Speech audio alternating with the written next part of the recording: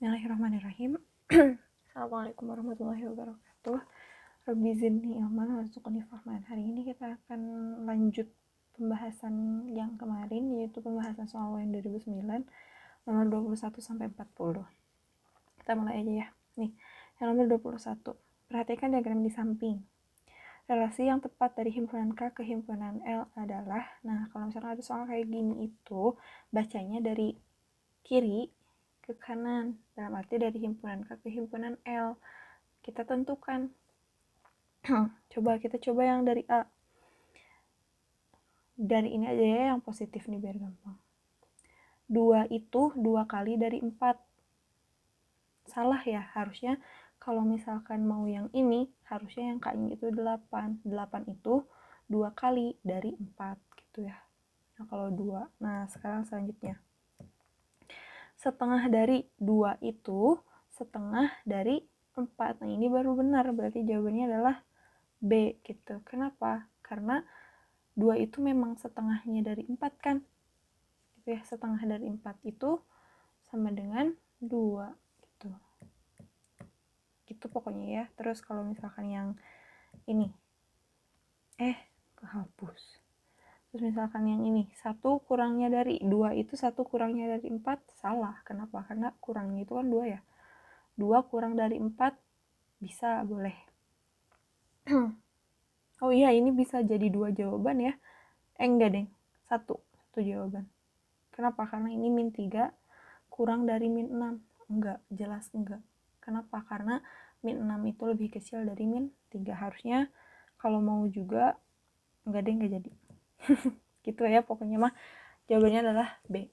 Selanjutnya, diketahui rumus fungsi fx sama dengan 2x tambah 5 jika fa sama dengan 11, nilai a adalah ini. Itu caranya berarti fx sama dengan 2x tambah 5.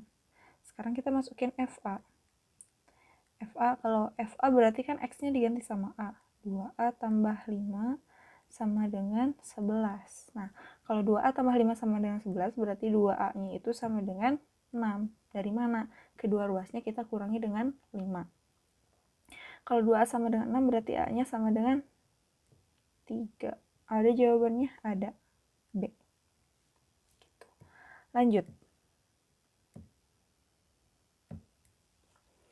Besar sudut QOR pada gambar di samping adalah, nah ini kan ada sudut yang berpelurus ya. Kalau sudut yang berpelurus itu besarnya berapa? 180 kan? Berarti ini nih, 4x tambah 2x itu 4x tambah 2x itu sama dengan 180. Berarti kan jadi 6x sama dengan 180. Berarti x-nya sama dengan 180 bagi 6 sama dengan 30. Yang ditanyakan adalah sudut QOR. Sudut QOR itu besarnya 2x. Berarti sama dengan 2 dikali 30. Sama dengan 60 derajat. Gitu ya. Jawabannya C. Gitu. Selanjutnya. Perhatikan gambar di samping ini. Diketahui O adalah titik pusat lingkaran. Besar sudut AOB adalah ini adalah materi tentang sudut pusat dan sudut keliling. Nah, ini ACB namanya sudut keliling. Terus AOB itu namanya sudut pusat. Nah, sudut pusat itu besarnya sama dengan 2 kali sudut keliling. Dengan syarat dia menghadap busur yang sama atau kakinya sama. Nih, ini kakinya ini kan A, ini kakinya B. Ini juga kakinya A, ini kakinya B. Nah, berarti berlaku nih rumus yang ini. Berarti sudut pusatnya apa? Sudut AOB kan? Sudut AOB sama dengan 2 kali sudut keliling, 2 kali sudut ACB. Berarti sama dengan 2 kali 30 derajat. Sama dengan 60 derajat. Gitu nih yang di jawabannya. Selanjutnya, jika besar P1 sama dengan 130 derajat, maka besar Q4 adalah, nah ini P1. Terus yang ditanyanya yang ini Q4. Itu sudut apa sih? Sudut luar sepihak ya. Kalau sudut luar sepihak itu kan kalau dijumlahkan itu harus menjadi 180 derajat. Berarti sudut P1 ditambah sudut Q4 sama dengan 180 derajat. Sudut P1-nya berapa? 130 derajat ditambah sudut Q4 sama dengan 180 derajat. Berarti sudut Q4-nya sama dengan 180 kurangi 180 kurangi 130 sama dengan bukan 60 berapa? 50, salah. 50 derajat. C jawabannya. Lanjut. Pada gambar di samping diketahui panjang AB sama dengan 9 dan panjang AD sama dengan 5. Panjang BC adalah, nah kalau misalkan ada soal kayak gini, ini ada rumusnya, memang belum saya berikan kalau nggak salah, tapi rumusnya itu yang ini nih, BC kuadrat sama dengan BD dikali BA gitu. Ini tuh namanya rumus apa ya? Garis tinggi segitiga. BD kali BA. BD-nya berapa? Kalau AB itu 9, AD-nya 5, berarti BD-nya adalah 9 kurang 5 kan ya? 4. Gak kelihatan. 4. Berarti 4 dikali BA atau AB berapa? 9. Sama dengan 36. Berarti BC-nya adalah akar dari 36. Kenapa? Karena ini baru BC kuadrat. Berarti BC-nya sebenarnya akar 36 sama dengan 6. Jawabannya adalah C. Gitu. Selanjutnya. Pada gambar di samping segitiga ABC kongruen dengan segitiga DEF. Panjang EF adalah nih, EF. Kongruen itu kan sama banget ya, sama dan sebangun. Berarti EF, berarti yang ini. Dia samanya kayak yang mana? Lihat aja sudutnya. Ini ada X-nya, terus sudut yang satunya kosong. Ini ada X-nya, sudut yang satunya kosong. Oh, berarti 7. Gitu. Lanjut. Sebuah gedung mempunyai panjang bayangan 56 meter di atas tanah mendatar. Kita gambar 56 meter. Terus, pada saat yang sama seorang siswa dengan tinggi 1,5, misalkan ini 1,5, ini siswanya 1,5, mempunyai bayangan 3,5. Ini berarti bayangan siswanya 3,5. Tinggi gedung sebenarnya adalah, nah ini tuh kita bikin kayak segitiga gini. Ini gedungnya. Nah ini gedungnya, terus bikin set garis jadi segitiga. Nah ini masuknya ke kesebangunan segitiga gitu. Tinggi gedung sebenarnya adalah, nah ini jadi kita punya 1,5 itu orang punya bayangan sepanjang 3,5. Per gedung, kita nggak tahu tinggi gedung sebenarnya, berarti G anggap, kayak 9 jangan. Berarti tinggi gedung per bayangannya itu 56. Abis ini kali silang. 56 kali 1,5 itu sama dengan 80, berapa sih? 84 gitu. 84. Oh, ini dulu deh biar gampang. T kali 3,5 itu 3,5 T sama dengan 84. Berarti T-nya itu sama dengan 84 bagi 3,5 sama dengan 24 meter. Berarti jawabannya adalah D. Gitu. Selanjutnya. Banyak sisi pada limas dengan alas segi 8. Berarti kan nih saya kasih contoh. Kalau misalkan ada limas segi berapa ya? Segi 4 misalkan. Kan dia tuh kayak gini. Ini alasnya 1, terus dia ke atas, ke atas, ke atas, ke atas. Alasnya 1, terus ditambah sisi tegaknya itu ada 4. Sesuai dengan segi berapa si alasnya. 1 tambah 4 sama dengan 5. Berarti kalau segi 8 itu alasnya 1 ditambah sisi tegaknya ada 8. Berarti sama dengan 9. Gitu. A jawabannya. Selanjutnya, gambar di samping ini adalah jaring-jaring kubus. Jika persegi nomor 1 adalah sisi alas kubus, tutup atas kubus ditunjukkan oleh nomor. Berarti kan ini ke atas. Bukan, maksudnya teh ini jadi sisi semuanya. Nah, ini yang 6 baru jadi tutupnya atau tutup atasnya. Berarti yang nomor 6. Selanjutnya, sebuah prisma tegak, alasnya berbentuk belah ketupat dengan panjang diagonal 12 dan 16. Jika luas seluruh permukaan prisma adalah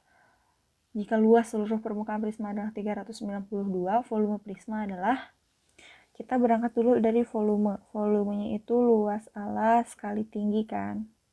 Nah, berarti dia itu belah ketupat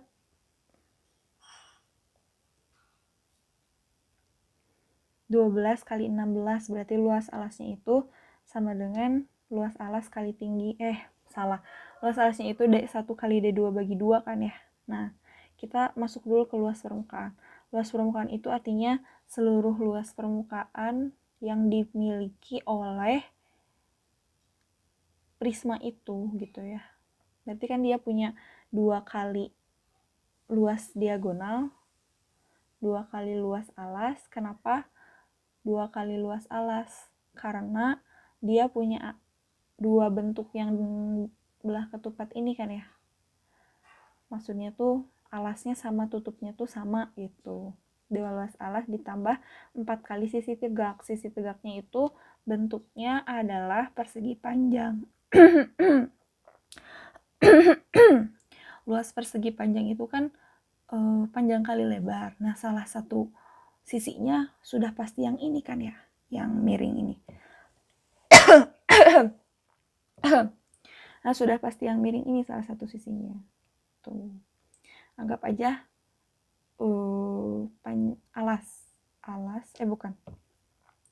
panjang kali lebar. Lebarnya itu harus tinggi dari prisma.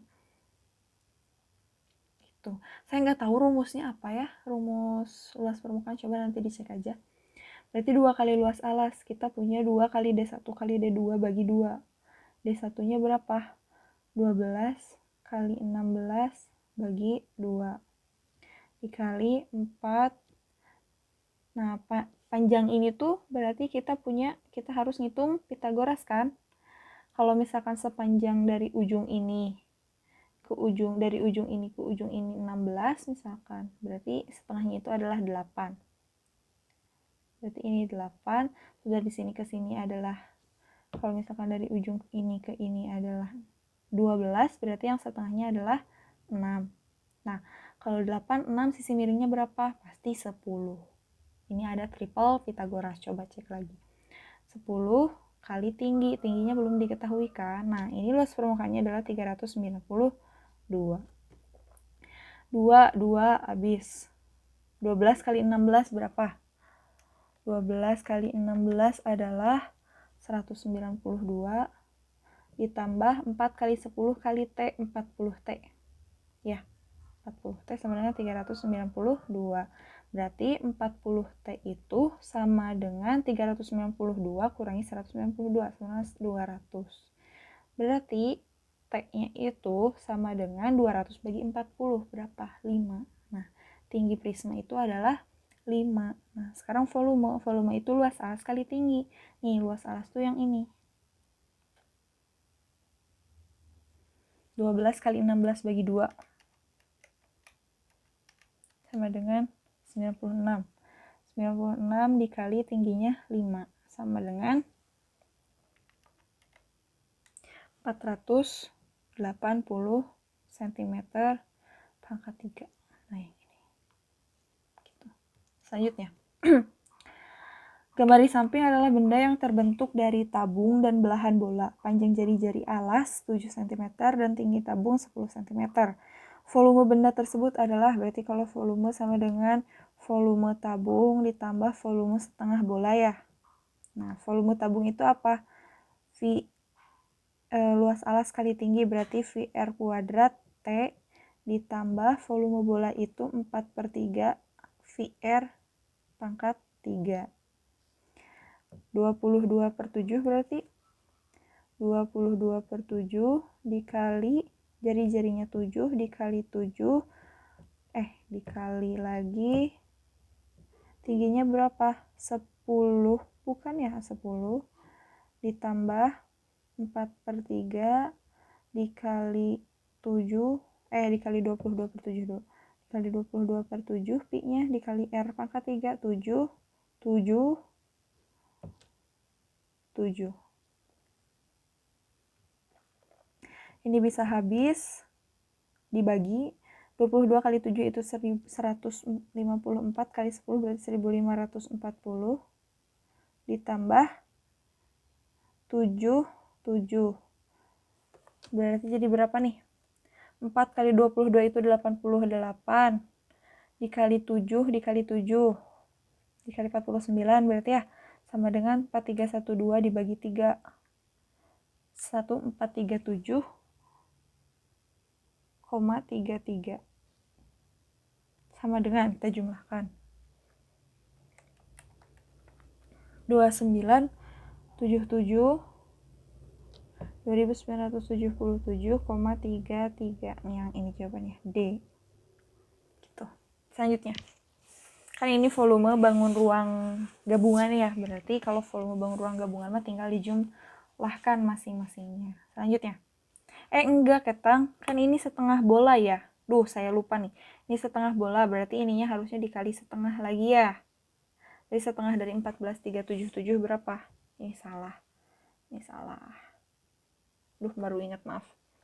14,37,33 bagi 2 tuh hasilnya 718,66567 berarti ya, ditambah dengan 1540 sama dengan 2258,67 berarti yang ini jawabannya. Salah, A yang ininya A. Maaf ya, gak jadi D ya, jadinya A. Lanjut. Putri akan membuat nasi tumpeng berbentuk kerucut yang permukaannya selimut atau selimutnya akan ditutup penuh dengan hiasan dari makanan. Jika diameter tumpeng adalah 14, nah kalau ada diameter diameter ada 28 berarti jari-jarinya sama dengan 14. Terus tingginya 48 serta pi 22/7 luas tumpeng yang akan dihias makanan adalah, berarti kan ini mah yang dihitungnya luas selimut tabung ya. Luas selimut itu sama dengan pi RS, pi-nya 22/7 dikali R-nya 14, nah tinggal S-nya berapa? S itu kan yang miring dari segitiga ya. Nah, kalau nyari yang miring dari segitiga itu kita pakai Pitagoras. Ini ada tinggi, terus kita juga punya jari. Tingginya berapa? 48. Jari-jarinya 14. Ini berapa? Nah, kita pakai Pitagoras. X sama dengan akar dari 48 kuadrat ditambah 14 kuadrat sama dengan 48 kuadrat itu berapa? 2304 ditambah 196. Aduh gak kelihatan. Kelihatan. Sama dengan akar dari 2500 sama dengan 50. Berarti S-nya itu adalah 50 panjangnya. Sama dengan ini 2, ya kan? 22 kali 2 itu 44 kali 50 sama dengan 2200 cm kuadrat. Jawabannya adalah B. Selanjutnya, berikut ini adalah ukuran sisi-sisi dari 4 buah segitiga. Yang merupakan ukuran sisi segitiga siku-siku adalah, nah kalau segitiga siku-siku kan berlaku teorema Pitagoras. Berarti kita tinggal cari yang namanya triple Pitagoras. Coba nanti kalian cari lagi di Google. Kalau misalnya catatan kelas 8 udah hilang, cari tentang triple Pitagoras yang mana aja nih. Yang 1, terus yang 4. Berarti jawabannya adalah D. Coba nanti kalian cari lagi ya triple Pitagoras. Selanjutnya, perhatikan gambar di samping. Keliling bangun A, B, C, D, E adalah, ini sisi yang belum ada yang mana? Ini 10 berarti kan. Terus ini yang miring berapa? Ini kan seakan-akan miring ya, padahal ini adalah siku-siku. Nih siku-sikunya di sini, hipotenusanya yang EC. Berarti kita tuh kayak punya segitiga kayak gini nih.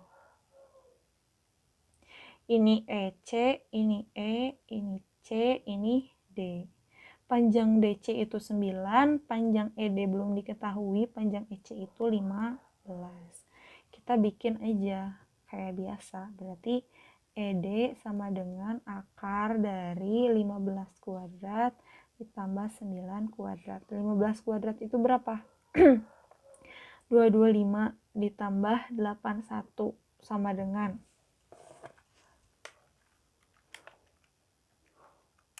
306. Hah, masa sih? 15 kuadrat. 15 kuadrat itu sama dengan 225 ditambah dikurangi ya, salah, maaf. Aku mohon maaf, ini tadi dikurangi. Ini juga dikurangi. Kenapa dikurangi? Karena kan ini sisi miringnya. Yang dicari sisi tegak. Kalau nyari sisi tegak mah dikurangi ya. 225 kurang 81 itu sama dengan 144. Berarti kita punya panjang ED-nya sama dengan 12. 12.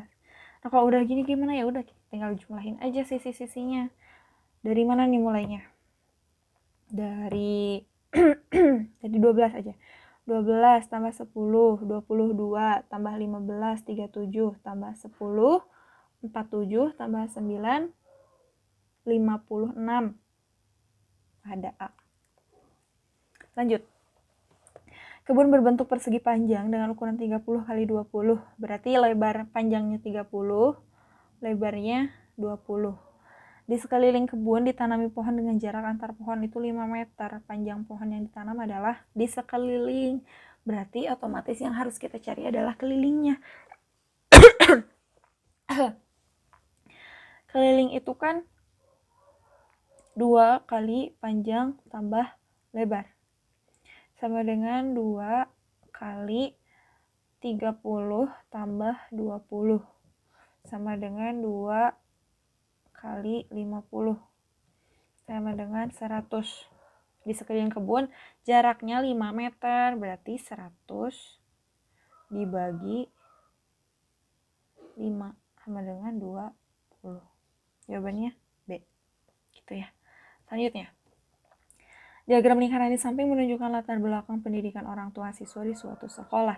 Jika jumlah orang tua siswa di sekolah tersebut 900 orang, banyak orang tua siswa yang berlatar belakang pendidikan SMP adalah, yang SMP ada berapa persen? Berarti 100 kurangi yang semuanya kan sebulut ini tuh dia 100%. Nah, yang SMP tuh berarti berapa persen? 100 dikurangi yang sudah ada 12 ditambah 8, 20 tambah 45 itu totalnya sama dengan 65 kan. Berarti yang SMP itu sama dengan 100 dikurangi 65 sama dengan 35%. Nah, abis ini gampang, berarti SMP sama dengan 35 per 100 dikali 900. Dibagi jadi 9, kita punya 35 kali 9. Sama dengan 315 orang. Ada deh. Gitu. Selanjutnya. Tabel di bawah ini menunjukkan data berat badan dari sekelompok siswa. Rata-ratanya yang kurang dari rata-rata. Nah, berarti kan kalau mau nyari rata-rata itu kita nyari seluruh nilai dibagi banyaknya data kan ya. N dikali nilainya sama dengan berapa, terus dibagi dengan banyaknya orang yang ditimbang, berarti kalau ini. Nah, kita harus mengalihkan berat badan dengan frekuensi ini. Kita tulis 35 kali 5 berapa? 175 ya. 175. 175. Terus 37 kali 3 111. Terus 39 kali 5 39 kali 5 195. Butut 195, susah nulisnya.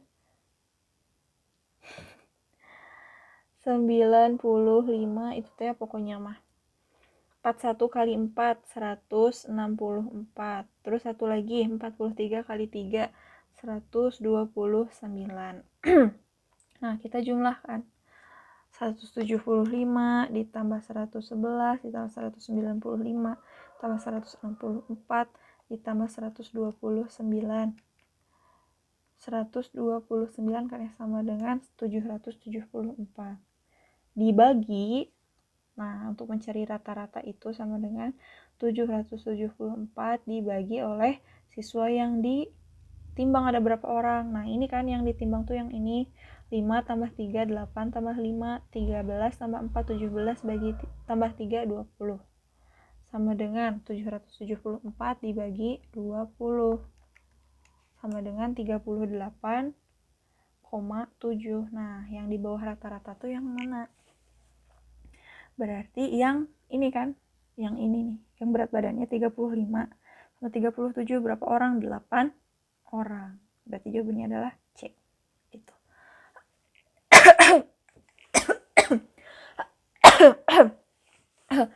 4 orang siswa mempunyai nilai rata-rata matematika 60. Siswa kelima yang ikut ulangan susulan dengan mendapat nilai 70. Nilai rata-rata 5 siswa tersebut adalah, itu rata-rata gabungan. Untuk mencari rata-rata gabungan itu rumusnya N1 dikali rata-rata 1 ditambah N2 dikali rata-rata 2 per N1 tambah N2. N itu banyaknya siswa. Di keadaan 1 berarti berapa? 4. 4 dikali rata-rata pertama 60 ditambah yang ikut ulangan susulan berapa orang? 1 dikali nilainya berapa? 70 per N1 tambah N2 berarti 4 tambah 1 sama dengan 4 kali 60 itu 240 ditambah 70 per 5, ya kan?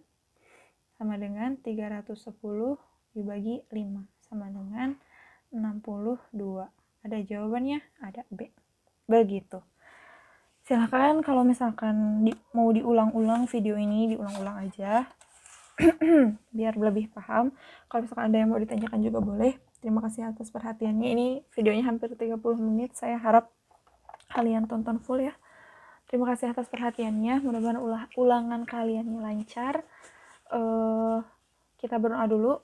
Subhanakallahumma wa bihamdika asyhadu an la ilaha illa anta astaghfiruka wa atubu ilaik. Assalamualaikum warahmatullahi wabarakatuh.